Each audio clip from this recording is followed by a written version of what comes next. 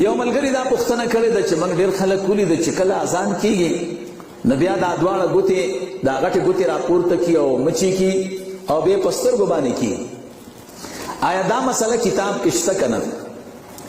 محترمو دا مسله به په غور ځکه اورئ چې ډېر ملګري به د دې مسلې متعلق زما متعلق دا وایي چې دا بریلی دی. د تاسو زما خبره پوره واورېده نو انشاءالله دغه اشکال به مو ختم شي. د دې مسلې متعلق دو خبرو ته فکر کوئ. یوه خبره د دې مسلې متعلق ده چې دا زموږ فقهاو کړې ده که نه. دویمه خبره د دې مسلې چې کوم حدیث ویلی کېږي د هغه حدیث حیثیت په نزد د محدثینو څه دی. نو اولنۍ خبره چې دا مسله زموږ فقهاو کړې ده که نه، محترمو دا مسله زموږ فقهاو کړې ده، دا په کتابونو کې شته. دې باندې که څوک فتوا لګوي نو دا په دې خپلو اکابرو باندې فتوا لګول دي. د دې لپاره دا وګورئ دا تحتاوي دی، حاشیة التحتاوی دا په مناقب الفلاح باندې ده. دا اول جلد کې دا صفحه دا 215 باندې دا ما سره مکتبه دا مکتبه محمدیه دا د چمن والا مکتبه ده.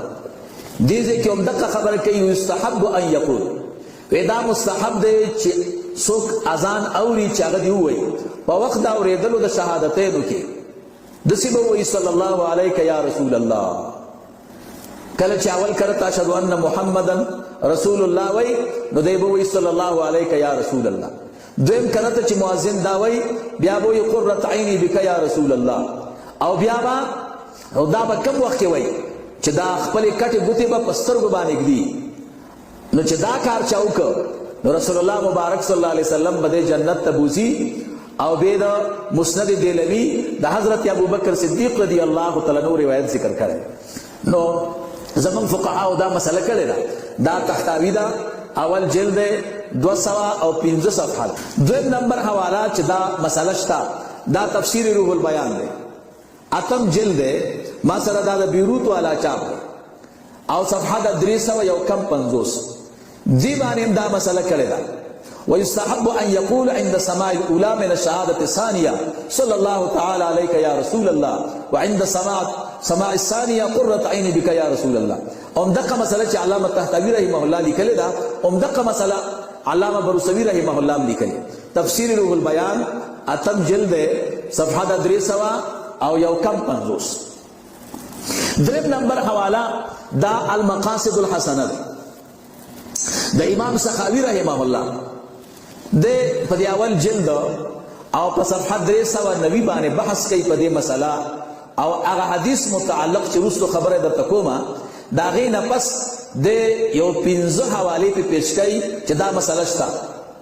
اول نمبر دے وائی یو عالم دے محمد بن صالح المدنی دے قصہ کئی دا مصر دا یو عالم وی مصری عالم راتوی چې چا پر رسول الله مبارک صلی الله علیه وسلم درود وی کله چې د نبی علیہ الصلوۃ والسلام ذکر ووري پازان کی او دا دواړه د دې غټو غوتو دا دوه غوتې راجم کړي دا مسواک او غټه غوتې بهاما دواړه مچ کړي او پسترګ باندې کیخي. وې دې عالم راته وی چې دا سړی به ټول عمر کې د دسترګې خوب نشي. دویم نمبر یو عالم دی ابن صالح ورته وایي دی وی ما د عراق د یو خسته عالم او د شیخ ناوری دلیلی چې کله به مؤذن اذان کو او اشهد ان محمدا رسول الله به وی نو د به وی صلی الله علیک یا سیدی یا رسول الله دا به وی او بیا به دا ګوتی مچکړي او پسترګو باندې به کې خللی او ما ته وی وای ابن صالحہ د کومه زمانه نه چې دا کار ما کړی دی زما سترګو درد نه دی کړی. دریم نمبر دا خپل ابن صالح عالم وای ما چې د عراق د شیخ الحدیث نه د لوی عالم نه دا مسله واورېده وای ما دا کار شروع کړ.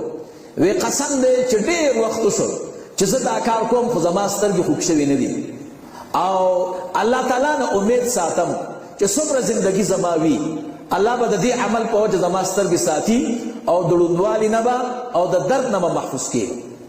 سلورم نمبر امام سخاوی رحمه الله د امام حسن رضی اللہ تعالی عنہ روایت ذکر کړی دی او فرمایلی دی چې چا امام حسن رضی اللہ تعالی عنہ فرمایي چا چې دا وی چې داسې وخت کې چې د اذان کوونکي نه دا کلمه واورېده اشهد ان محمدن رسول الله او به دا دواړه غټې ګوتې مچې کړې او په سترګو باندې کېښوي نو امام حسن رضی الله تعالی عنہ فرمایي دا به نه ړندېږي نه به سترګې خوږېږي نو دا مسله د امام حسن رضی الله تعالی عنہ ده.